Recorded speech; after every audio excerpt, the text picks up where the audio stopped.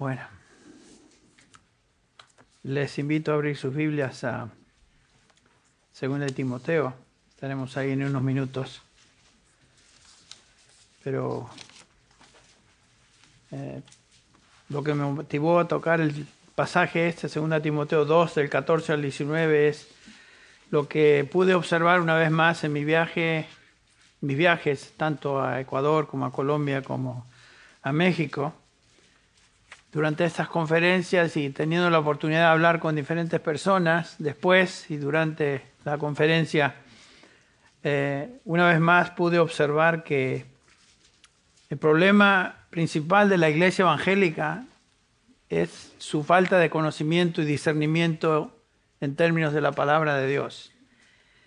La iglesia evangélica en general es una iglesia infantil, es una iglesia bastante inmadura, y la razón es porque no está siendo enseñada la palabra de Dios. Eso es obvio. Los predicadores que en muchos púlpitos se paran, se enseñan un error, le hacen decir cosas a la Biblia que la Biblia jamás tuvo la intención de decir. En otras palabras, no trazan bien, no trazan con precisión la palabra, y por lo tanto las congregaciones son congregaciones que reflejan esa falta de nutrición, alimento espiritual, es obvio. Lo triste es que muchos de estos y la mayoría de estos individuos, personas que enseñan, se dicen representar a Dios o se llaman como siervos de Dios, pero realmente no enseñan lo que Dios dice. Este pasaje que vamos a examinar esta mañana, el apóstol Pablo nos instruye en cuanto a la solución a este problema.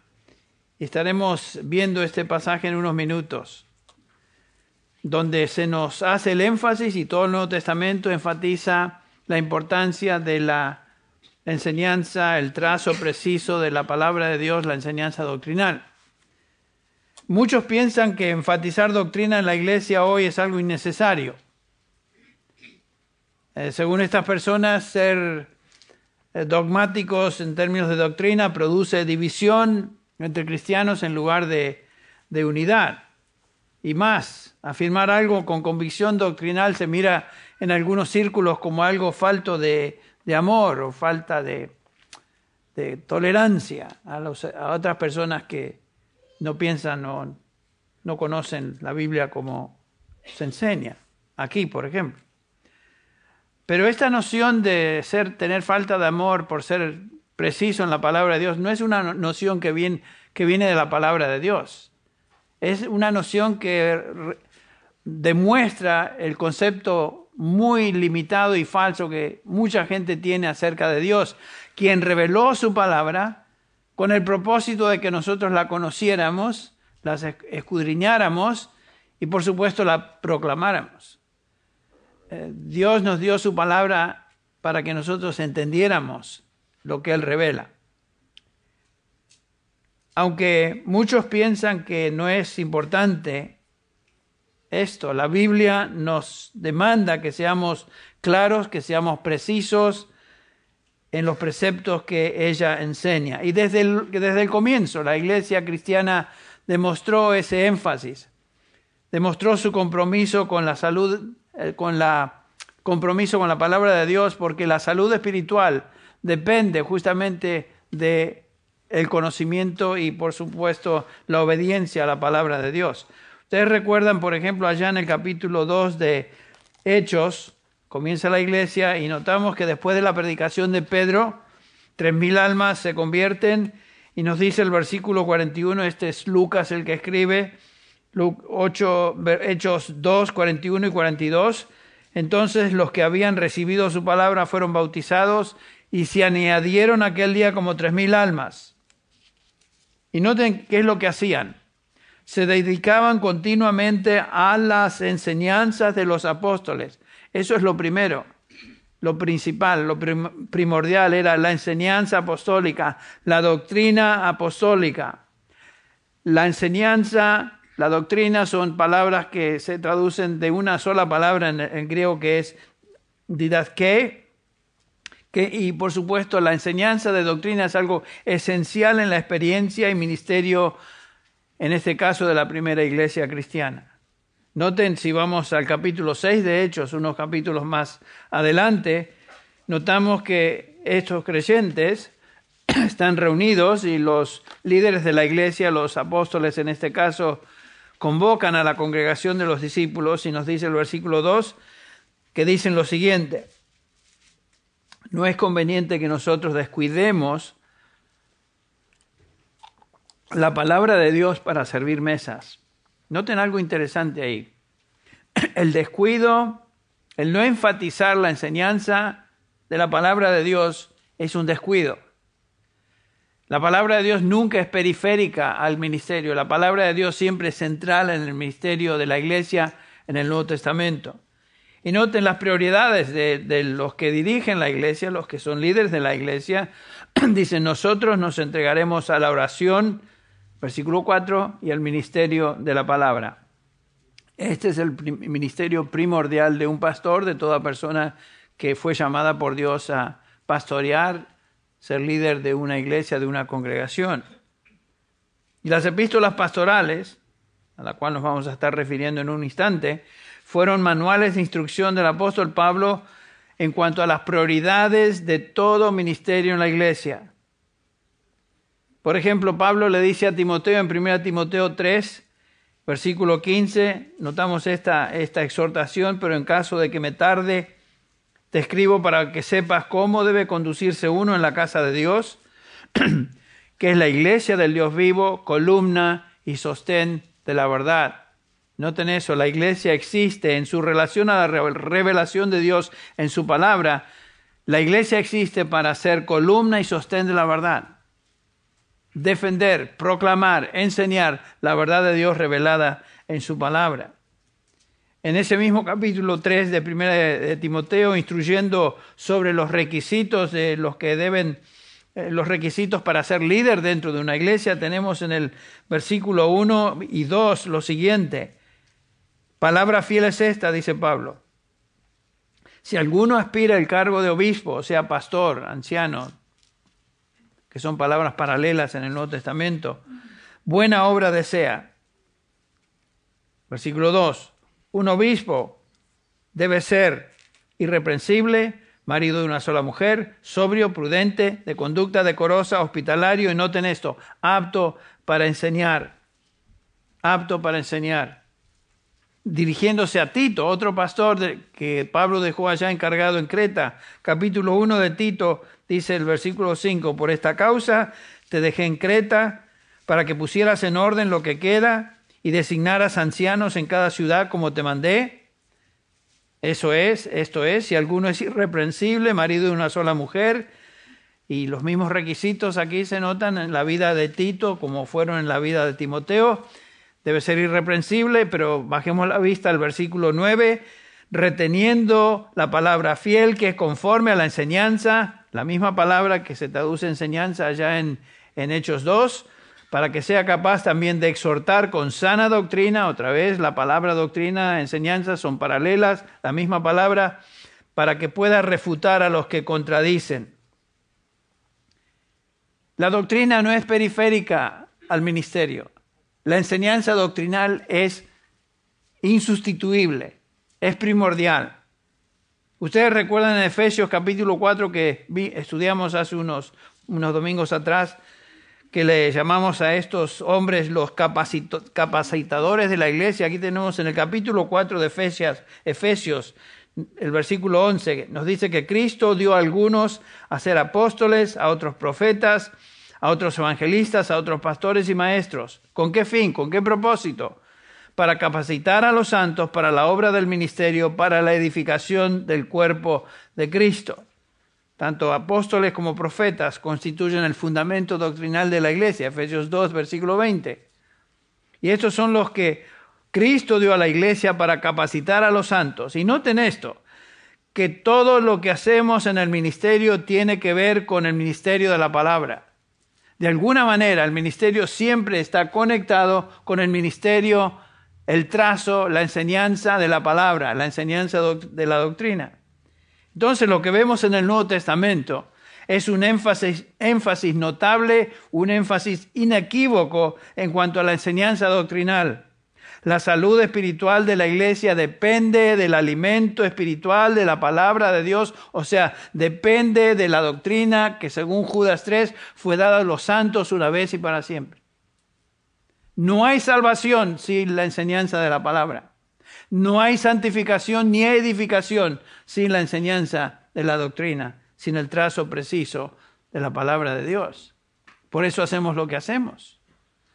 Lloyd Jones, hablando de la importancia de la doctrina y madurez espiritual en la iglesia, escribió lo siguiente. Y él está hablando acá en los años 70, 1970 por ahí. El problema principal de los cristianos hoy es su falta de entendimiento y conocimiento doctrinal. Ese era un problema en los años 70, continúa siendo un problema hoy. Lo repito, el problema principal de los cristianos hoy es su falta de entendimiento y conocimiento doctrinal. Y continúa él diciendo, el hombre cuya doctrina es inestable será inestable en toda su vida. Nada es tan absurdo como aquellos que dicen que la doctrina es puramente académica, que no está relacionada a la vida. Y concluye, dice Lloyd Jones, no hay nada más práctico que la doctrina. Por supuesto, no hay nada más práctico que la doctrina. Hay muchas cosas que podemos hacer, muchas cosas que la iglesia, sí, en realidad hace la iglesia en general, pero no edifican, no convierten las almas ni edifican a los santos. Por eso la enseñanza de la doctrina es la cosa más práctica que podemos hacer como iglesia. Ahora, con todo esto como introducción, ahora sí vamos al pasaje que les pedí que prestáramos atención, porque justamente de eso nos habla el apóstol Pablo aquí, escribiéndolo a Timoteo. Comencemos a leer el versículo 14. Segunda de Timoteo 2:14, dice así, recuérdales esto, encargándoles solemnemente en la presencia de Dios, que no contiendan sobre palabras, lo cual para nada aprovecha y lleva a los oyentes a la ruina. Procura con diligencia presentarte a Dios aprobado, como obrero que no tiene de qué avergonzarse, que maneja con precisión la palabra de verdad. Noten el contraste entre las palabras, el versículo anterior, y la palabra. Hay muchas palabras que uno puede decir, pero lo que importa es la palabra de verdad. Continúa el versículo 16. Evita las palabrerías vacías y profanas, porque los dados a ellas conducirán más y más a la impiedad. Y su palabra se extenderá como gangrena, entre los cuales están Himeneo y Fileto, que se han desviado de la verdad, diciendo que la resurrección ya tuvo lugar, trastornando así la fe de algunos. No obstante, el sólido fundamento de Dios permanece firme, teniendo este sello. El Señor conoce a los que son suyos, y apártese de la iniquidad todo aquel que menciona el nombre del Señor. Es obvio que la iglesia, Timoteo como pastor de congregación, el pastor principal en la iglesia en Éfeso, había sido puesto en ese lugar para defender, para corregir, para enderezar lo que se había desviado. Y Pablo aquí lo llama a su función principal como pastor, que es presentarse a Dios aprobado y manejar con precisión, con certeza, la palabra de verdad. La Biblia afirma una y otra vez que Dios es verdad, que Él habla la verdad y que Él no puede mentir. En contraste, la Escritura afirma que el diablo es mentiroso y padre de mentira y continuamente anda esparciendo sus mentiras, engañando a los hombres. Su naturaleza es la mentira. Dios se revela en la Escritura como la verdad, el diablo se presenta en la Biblia como la antítesis de Dios, la verdad. Y esta dicotomía ha causado conflicto siempre entre Dios y el diablo. Ambos se oponen y no pueden ser reconciliados el uno con el otro. La tarea continua del diablo, a través de la historia de la redención, ha sido y es destruir la verdad de Dios, a engañar a los hombres como sea posible y mantener este mundo en la oscuridad espiritual en la cual obviamente se encuentra. ¿Se acuerdan dónde comenzó el problema? Allí en capítulo 3 de Génesis, donde el diablo, representado por la serpiente, está hablando con Eva y comienza con esta palabra, con que Dios dijo. Y comienza a plantar duda. Y no solamente que planta duda, sino que descaradamente el diablo niega lo que Dios había dicho. El día que comieren del fruto prohibido, morirán. Y el diablo dice, no moriréis, no moriréis. O sea, contradice lo que Dios ha dicho. Esa es su función. A través de la historia, Satanás introdujo la mentira en el jardín del Edén, Eva fue engañada, Adán le siguió y la raza humana desde ese día en adelante se hundió en este pantano de pecado en el que nos encontramos, de engaño espiritual, de engaño diabólico. Todo ser humano sin Cristo se encuentra en este lugar, en el reino de las tinieblas. Satanás continúa engañando hoy. Lleva a cabo esta obra a través de falsos mensajeros, falsos profetas, falsos maestros, falsos cristos, hombres que se presentan como representantes de Dios cuando en realidad no lo son porque su enseñanza demuestra que no lo son y su vida también.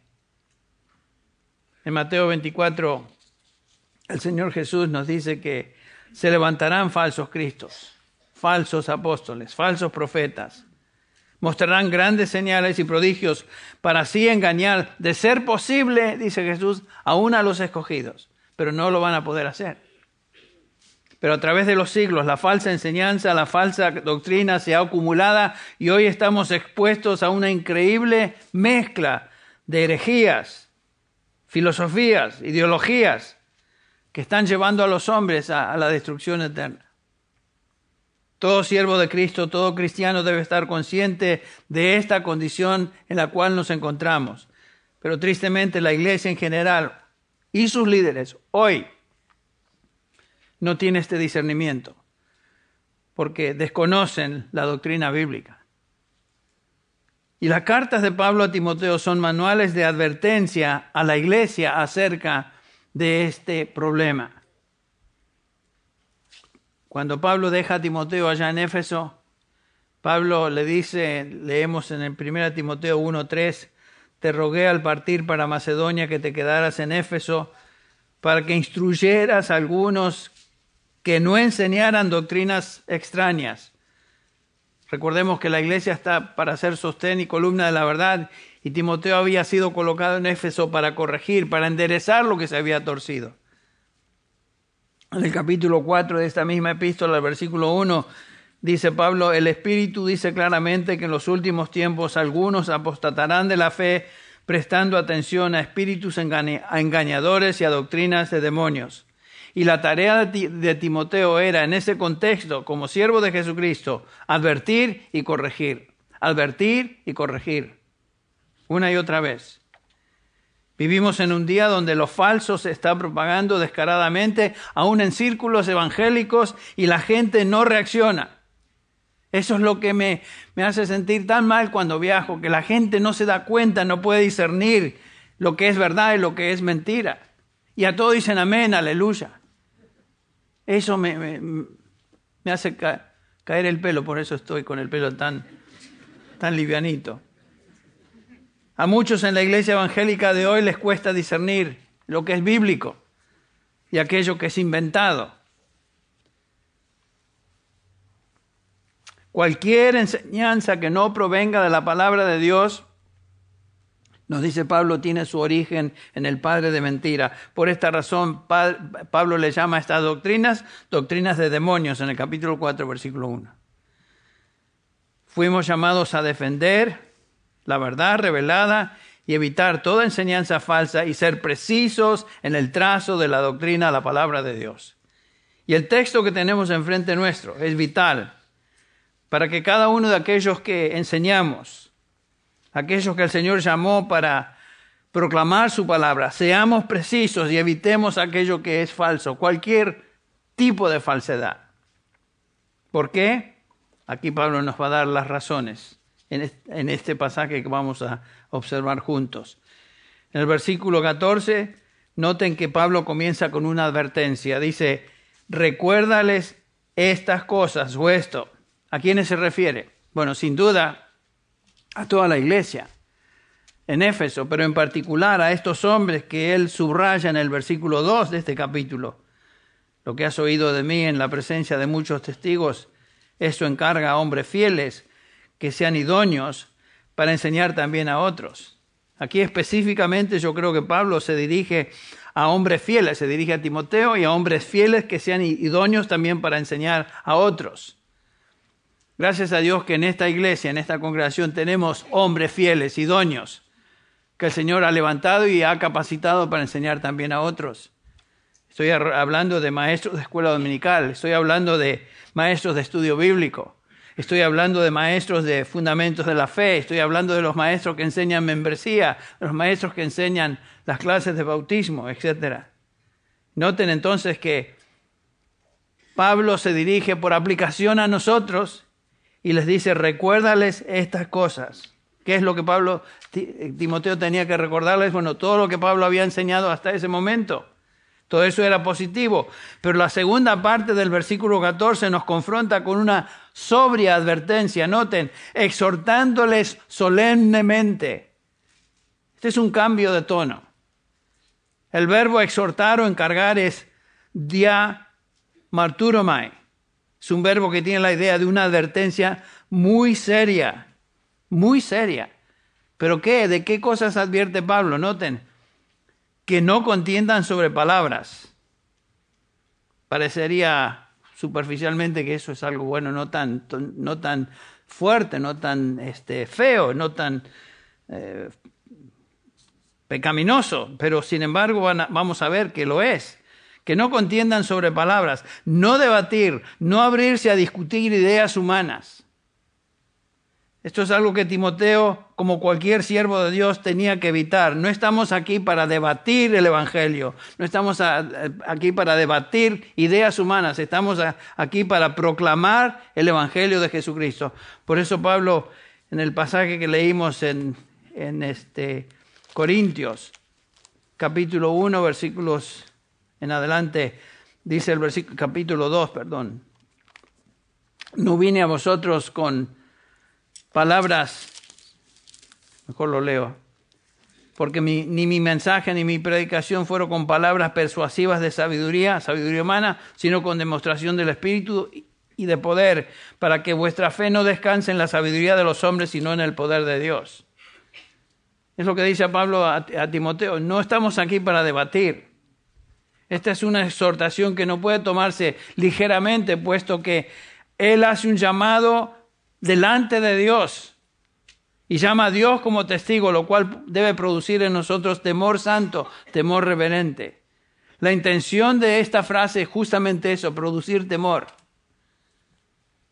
delante de Dios. Es una frase que Pablo ha utilizado ya en su primera epístola, en el capítulo 5, versículo 21. Te encargo solemnemente en la presencia de Dios y de Cristo Jesús.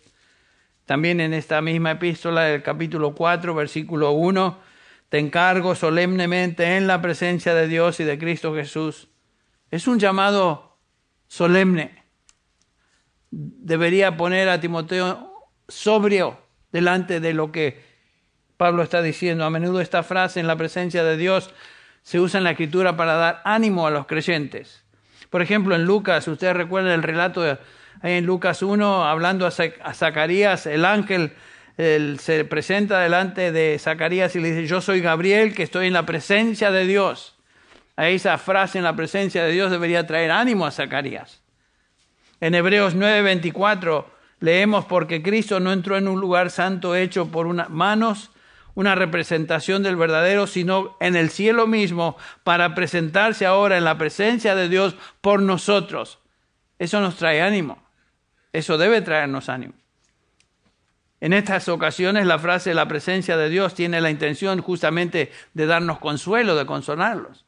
Pero en la mayoría de los casos donde se usa esta expresión delante de Dios o en la presencia de Dios, son referencias a la idea de juicio de Dios.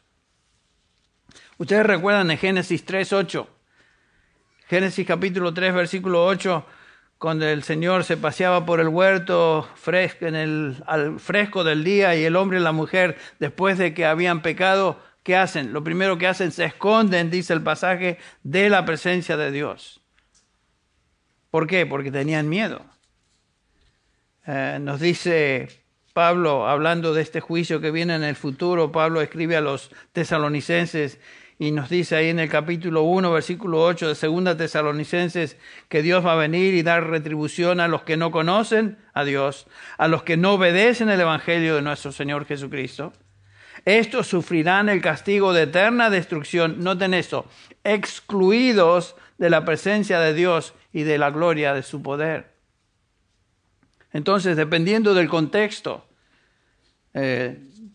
esta frase, la presencia de Dios o en la presencia de Dios, tiene la intención de consolarnos, por un lado, o de darnos un sentido de profundo temor, dependiendo del contexto del texto en el cual se usa. Aquí en 2 Timoteo 2:14, la intención obvia es infundir temor a todo aquel que sirve a Cristo Jesús, a todo aquel que enseña la palabra de Dios. Si fuimos llamados a enseñar la palabra de Dios, debemos tener temor. ¿Por qué debemos tener temor? Uno esperaría que, como dije, algún mal terrible, algún pecado particular, pero aquí lo que se dice, o Pablo dice, es que no contiendan sobre palabras, que no contiendan sobre palabras. Esa palabra contender sobre palabras, o la expresión contender sobre palabras, es la traducción de una palabra en griego que es logomakeo, hacer guerra con palabras. Por supuesto, los falsos maestros, los filósofos de la época, utilizaban razonamientos humanos, palabras y sabiduría humana para argumentar en contra de la palabra de Dios. Y Pablo le dice a Timoteo, no estamos aquí para argumentar.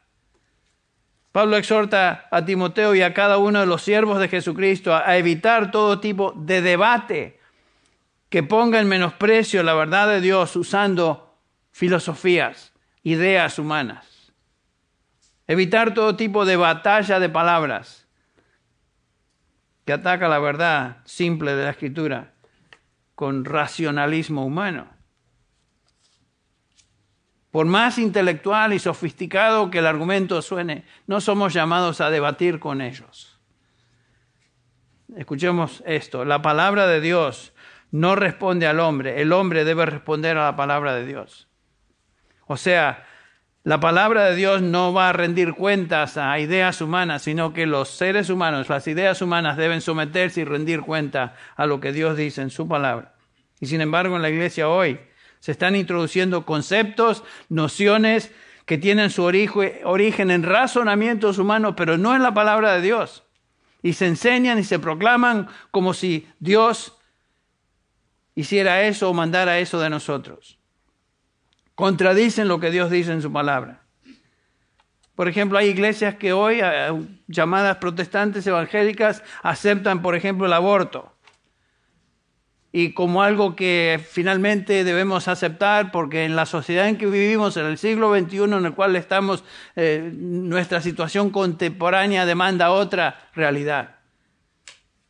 La evolución teísta se enseña en muchos púlpitos que niegan la creación según lo que tenemos en Génesis capítulos del 1 al 6. Pregúntese usted, ¿cómo es posible que denominaciones evangélicas que en un principio luchaban por la pureza de la fe dada a los santos una vez y para siempre, hoy aceptan, por ejemplo, cosas que no tienen nada que ver con la palabra de Dios?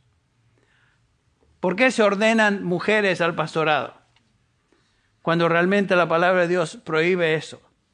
¿Por qué se aceptan homosexuales en posiciones de liderazgo dentro de la iglesia, en muchas iglesias, como si eso fuera una alternativa o estilo diferente de vida aceptable? ¿Por qué lo hacen? Porque el contexto social lo acepta, porque los valores culturales de la época lo aceptan. Y muchas cosas que se usan y se utilizan en la iglesia hoy son simplemente aceptadas y enseñadas porque es políticamente correcto hacerlo. Pero ¿dónde encontramos esa práctica? ¿Dónde encontramos esa enseñanza? No se encuentra en la palabra de Dios. Y hay muchas cosas más que pudiéramos mencionar y agregar como ilustración. Pero la iglesia de Éfeso, donde Timoteo se encontraba, así como la iglesia del Señor Jesucristo hoy, está estaba siendo infiltrada por doctrinas y espíritus engañadores, lo cual amenazaba la salud de los creyentes. Por eso Pablo deja a Timoteo ahí. Timoteo, te dejo ahí para corregir, para enseñar, para enderezar. Porque la iglesia, Timoteo, existe para ser columna y sostén de la verdad. No podemos aceptar todo tipo de cosa que se enseña. Y se habían infiltrado estas ideas. En ese contexto, Pablo advierte acerca de los peligros y le dice a Timoteo, mira, Timoteo, evita palabrerías vacías, la falsa enseñanza. Y comienza a hacer énfasis en la importancia de ser preciso en la enseñanza que uno, cómo traza la palabra. El versículo 14, lo que sigue dice, lo cual para nada aprovecha, sino que lleva a la ruina a los oyentes. Esa palabra ruina es la palabra en griego catástrofe, donde tenemos nuestra propia palabra catástrofe, quiere decir destrucción. Esta guerra de palabras, debates, no sirve para nada, sino que lleva a la destrucción de los oyentes. ¿Qué tipo de destrucción? Bueno, es una destrucción total. Es la única vez que se utiliza esta palabra en el Nuevo Testamento se encuentra en 2 de Pedro 2:6, donde leemos, si condenó a la destrucción las ciudades de Sodoma y Gomorra. Noten que la destrucción se refiere a una destrucción total. Entonces Pablo está hablando de una destrucción que es devastación, destrucción eterna del alma de los que escuchan, de los que prestan atención a la falsa doctrina, se exponen a esa destrucción. Por eso es tan importante, por eso el llamado es tan solemne. Obviamente Pedro llama a estas falsas doctrinas que destruyen herejías destructoras. 2 de Pedro 2:1. La falsa doctrina nunca conduce a salvación, sino a la destrucción del alma, la perturbación del alma. Entonces el primer resultado de escuchar y aceptar la doctrina falsa es la destrucción eterna del alma de las personas bajo su influencia. Por eso Pablo hace énfasis en trazar con precisión la palabra. Pero hay otra cosa que Pablo nos enfatiza acá. No solo destruye a los oyentes, sino que, versículo 15, es una vergüenza o debe avergonzar a todos aquellos que enseñan lo que es falso, lo que enseñan lo que es torcido. Noten el versículo 15, que conocemos muy bien. Procura con diligencia presentarte a Dios aprobado. Obrero que no tiene de qué avergonzarse, que maneja con precisión la palabra de verdad. Es un versículo conocido para la mayoría de los cristianos y muy profundo en su contenido. La palabra clave aquí en este pasaje es avergonzarse. Avergonzarse. La idea principal es que cualquier persona que enseñe algo que no refleja lo que Dios dice en su palabra debe avergonzarse. Tiene razón por avergonzarse. Algún día pasaremos a la presencia del Señor a rendir cuentas por lo que hicimos con su palabra. Y en ese día seremos aprobados o desaprobados. Dios algún día nos va a dar la nota final y nos va a hacer la pregunta a aquellos que enseñamos, ¿qué hiciste con mi palabra? ¿Cómo la trazaste? Si somos aprobados, feliz día. Y eso es lo que nosotros buscamos. Algún día nos enfrentaremos a Dios y dependiendo de cómo trazamos su palabra, nos alegraremos de verle o nos avergonzaremos. ¿Cómo podemos evitar ser avergonzados? Bueno, lo primero que debemos hacer es ser diligentes en presentarnos a Dios aprobados. Esa palabra diligente, ser diligente, es la palabra espaudazo, que tiene la idea de ser celoso, dar un esfuerzo máximo en lograr el objetivo. Un siervo que desea ser aprobado por Dios no se conforma con un esfuerzo a medias en trazar la palabra de Dios, sino que entrega su vida y se dedica a escudriñar, a investigar y enseñar la palabra de verdad. Este es un llamado a luchar contra la pereza, contra la negligencia espiritual en el conocimiento y la enseñanza de la palabra. Y todos somos tentados a eso. Somos tentados a ser flojos.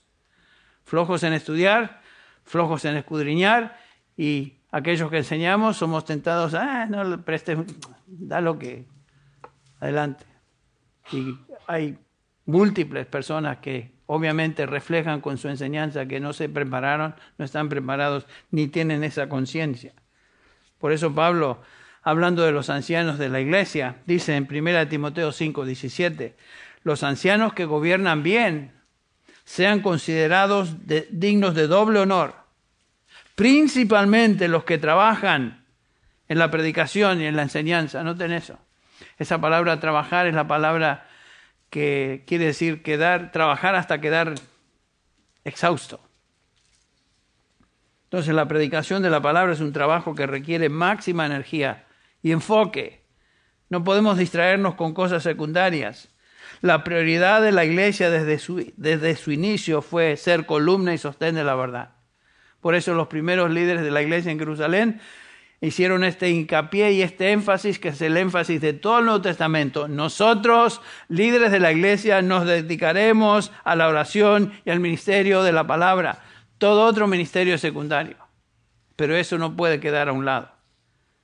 Debemos ser diligentes en el trazo de la palabra. El propósito de ser diligente no es buscar honor ni felicitación de hombres, sino de Dios. Presentarse a Dios aprobado. En otras palabras, colocarse, ubicarse al lado de Dios. El que busca ser aprobado por Dios busca que Él finalmente dé la aprobación de lo que Él se ha dedicado, que es el ministerio de la palabra. Esta era la meta de un siervo excelente. En el caso de Pablo, ustedes recuerdan Pablo en Gálatas 1:10, dice Pablo, porque busco ahora el favor de los hombres o el de Dios. ¿O me esfuerzo por agradar a los hombres? Si yo todavía estuviera tratando de agradar a los hombres, no sería siervo de Cristo o esclavo de Jesucristo. En 1 Tesalonicenses 2:4 dice algo similar. 1 Tesalonicenses 2:4. Sino que así como fuimos aprobados por Dios para que se nos confiara el Evangelio, así hablamos, no como agradando a los hombres, sino a Dios que examina nuestros corazones. Entonces evitamos ser avergonzados cuando con diligencia damos nuestra energía y máxima energía en trazar con precisión la palabra de verdad. La implicación del pasaje es que los que son negligentes en esta responsabilidad tienen gran razón de sentirse avergonzados. Los que tuercen la palabra de Dios, sin embargo, y predican cosas falsas, son los menos avergonzados de hacerlo. Más, son unos desvergonzados, trazando mal la palabra de Dios. Vimos una ilustración, escuchamos una ilustración de la entrevista que tuvo Larry King con este pastor a través del ejemplo que nos dio Rubén el domingo pasado, que finalmente Larry King lo acorralaba y nunca él pudo decir cómo uno es salvo y cómo uno llega a salvación y finalmente Dios va a aceptar a todo el mundo, etc. Yo sé de quién él hablaba, me imagino que ustedes también se imaginaron de quién hablaba. El de la gran sonrisa, donde obviamente este hombre refleja a través de su enseñanza que no traza la palabra de Dios, no conoce la palabra de Dios. Bueno, un obrero debe presentarse a Dios como un obrero que no tiene de qué avergonzarse y lo va a hacer simplemente trazando bien la palabra de Dios. Esa palabra trazar es la palabra orthomeo, donde entendemos algunas palabras nuestras en castellano, ortopédico, etc. Se refería a trazar, cortar rectamente. Un labrador tenía que abrir un surco trazando una línea derecha, un constructor tenía que unir los ladrillos, piedras en una línea derecha. Pablo, quien trabajaba, ustedes recuerdan, como fabricador, por decirlo así, de tiendas de campaña, sabía lo que era cortar con precisión las pieles para construir una tienda. Obviamente era importante, y aplicando eso a la enseñanza doctrinal, Pablo está diciendo, un obrero del Señor debe aprender a cortar con precisión la palabra de Dios antes de enseñarla. Y eso se aplica a cada parte de la palabra de Dios. Un predicador debe aprender a ser un exégeta cuidadoso de lo que Dios dice en su palabra. Explicar y decir lo que Dios dice. no editar lo que Dios dice, no agregar, no quitar, sino explicar con claridad lo que el texto dice. Nos caiga bien o no nos caiga bien, tenemos que explicar el texto para poder usar correctamente la Biblia, la palabra de verdad. La palabra de verdad debemos cortar cada parte con precisión, cada pasaje con precisión para que todo encaje. Un hombre de Dios busca siempre trazar bien la palabra de verdad. Ahora la pregunta es, ¿qué es la palabra de verdad? Bueno, a veces en el Nuevo Testamento la palabra de verdad se refiere específicamente al Evangelio.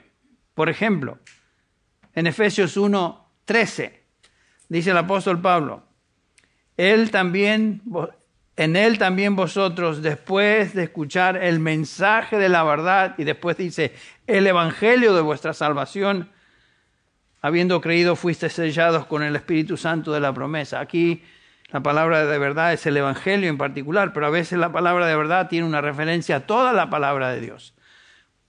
Por ejemplo, en la oración de Jesús, en Juan 17:17, Jesús ora a Dios Padre y dice, santifícalos en tu verdad, y después agrega, tu palabra es verdad. ¿A qué se refiere?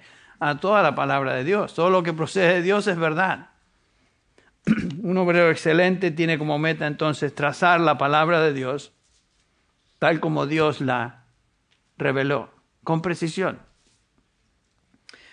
Otra razón por la cual debemos ser precisos en evitar lo torcido y enseñar la verdad es porque si no lo hacemos, la falsa doctrina conduce a la impiedad. Noten el versículo 16.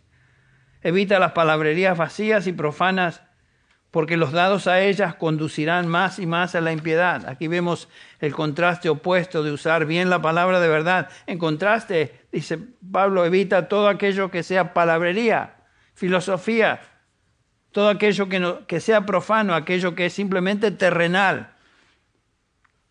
Pablo ya le había advertido a Timoteo eso en su primera epístola, capítulo 6, versículo 20. Oh Timoteo, guarda lo que se te ha encomendado y evita palabrerías vacías. Tito 3:9, evita controversias necias, genealogías, contiendas, discusiones acerca de la ley. ¿A qué se refiere Pablo? Pablo está hablando de palabras de sabiduría humana acerca de asuntos inútiles que se convierten en palabrerías impías, argumentos. Las palabras que no son de Dios, usadas por falsos maestros, se convierten en palabras profanas. No expanden nuestro entendimiento, sino que nos llevan a la impiedad, es lo que dice acá. Jesús dijo, conoceréis la verdad, y la verdad ¿qué? Os hará libres. Lo opuesto es verdad. La mentira esclaviza, la mentira confunde, la mentira lleva a la impiedad. Y es lo que está diciendo Pablo aquí. Y otra razón por la cual debemos evitar la falsa doctrina es por lo que dice el versículo 17, es contagiosa. Y su palabra se extenderá como gangrena, entre los cuales están Himeneo y Fileto. La falsa enseñanza, lo torcido, tiene el poder de desparramarse como una infección. Y Pablo usa la palabra en griego gangraina, de donde sacamos nuestra palabra en español, gangrena. Se refiere a una infección que se desparrama rápidamente. Ese es el efecto de la falsa enseñanza, de lo torcido. En el orden espiritual, las personas expuestas a falsa doctrina pueden sucumbir rápidamente a ese efecto de infección espiritual. Esta es gangrena espiritual. Ahora, no es de extrañarse entonces que las sectas crecen de una manera impresionante. No es de sorprenderse que las falsas religiones se desparraman de una manera impresionante. ¿Por qué? Porque la Biblia nos dice en 1 Juan capítulo 5, versículo 19, que este mundo está bajo el control del maligno. Y si uno comienza a enseñar falsa doctrina y doctrina de Satanás que él mismo inspira, obviamente va a afectar a la gente y la gente lo va a aceptar porque al fin y al cabo el mundo está bajo el control del maligno, son sus súbditos. Darle a la gente una religión satánicamente inspirada y la van a creer. Se esparcirá como un fuego en un bosque seco, como estamos observando estos días, los incendios. Me estaban contando en Ecuador que es de manera impresionante como los testigos de Jehová y los mormones están creciendo de una manera que es increíble. Y uno dice, ¿por qué? Bueno, la explicación es porque la mayoría de la gente está bajo el control del maligno, y el maligno está inspirando falsa doctrina, falsa religión, y esa religión es aceptada por aquellos que pertenecen al maligno, que es la mayoría de la gente. Vosotros sois de vuestro padre el diablo, dice el Señor Jesús, y la mayoría de la gente es del diablo. Otra razón que Pablo nos da en cuanto a ser precisos en nuestra doctrina y evitar el error es porque trastorna la fe de algunos. Y acá menciona dos nombres, Himeneo y Fileto, que se han desviado de la verdad y trastornan la fe de algunos. Ahora, estos dos individuos son individuos que se mencionan en el capítulo 1, versículo 20, que Pablo tuvo que corregir y expulsar de la iglesia. Estas personas apostataron de su fe, comenzaron a decir cosas que no son correctas, dicen que la resurrección ya tuvo lugar, tenían un concepto falso de la resurrección y por lo tanto destruían la verdad de la Biblia, que en cuanto a lo que la Biblia enseña en cuanto a la resurrección, y quitaban la esperanza de los creyentes. Obviamente, si uno tiene un concepto inapropiado, incorrecto, torcido de la resurrección, es una persona que no conoce a Dios. Y si uno empieza a enseñar una doctrina de la resurrección torcida, noten lo que Pablo dice en 1 Corintios 15, 17. Si Cristo no ha resucitado, vuestra fe es falsa. Todavía estáis en vuestros pecados, en otras palabras, estáis condenados. Y también los que han dormido en Cristo, los que han pasado la eternidad, los que han dormido en Cristo han perecido. Noten eso, qué tremenda conclusión. Negar o distorsionar la doctrina de la resurrección es equivalente a negar el Evangelio de Jesucristo. Por lo tanto, estar condenado a una eternidad sin Dios. Y Pablo dice que el resultado de esta falsa enseñanza es trastornar la fe de algunos, voltear la fe. La pregunta es, ¿puede la fe ser volteada? ¿Puede la fe ser destruida? Bueno, en el caso de estos dos, si uno tiene fe que no es fe salvadora, sí puede ser volteada. La fe que salva permanece para siempre. Pero hay algunos, como estos dos, que están en las filas del Evangelio, están entre los creyentes, se congregan en las iglesias, pero de repente se desvían en su doctrina, que ya se convierte no en doctrina sana, sino en doctrina torcida. ¿Qué ha pasado con ellos? Lo que Juan nos dice, 1 Juan 2:19, salieron de nosotros, pero no eran de nosotros. Porque si hubieran sido de nosotros, dice Juan, hubieran permanecido de nosotros. Pero salieron para demostrar que no todos son de nosotros, lo que le sucedió a estos dos individuos. Falsos creyentes, por un tiempo en las filas de la iglesia, pero con el tiempo apostataron de su fe. Finalmente, debemos ser precisos en nuestra doctrina, porque la falsa enseñanza caracteriza a aquellos que no son del Señor.